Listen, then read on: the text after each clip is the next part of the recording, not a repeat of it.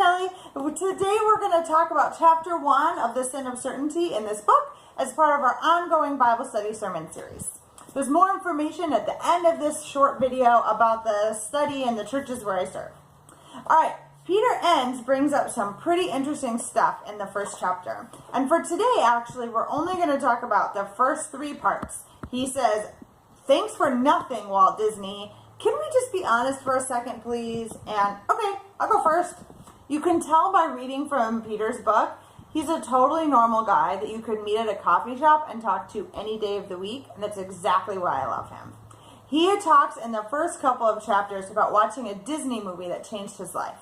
So question 1, was there ever a movie, a scene from a movie, a book, maybe a podcast or a TV show or a Bible study even that completely and totally changed your life?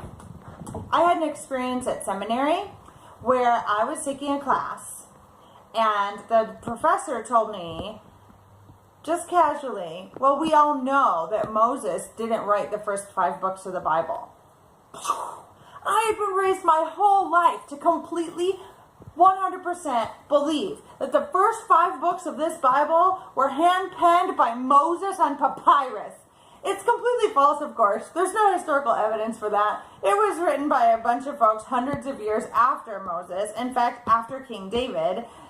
But that kind of fact really didn't matter to me. I had been taught that I had to believe the Bible was literally true, and Moses actually wrote it with a pen, otherwise I was a bad Christian. All of a sudden, a lot of things I was certain about went out the window.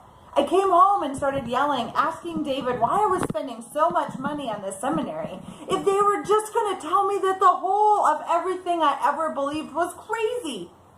Turns out, David told me, lots and lots of Christians already knew that Moses never wrote the first 5 books of the Bible. I was the only one that was having loads of doubts. After that, I started really exploring, just like Peter does, what sort of things am I making assumptions about, and what does the Bible actually say? So in the comments, I'd love to hear from you guys. What's a book or a movie or another experience that totally blew your mind and really changed a lot of your faith?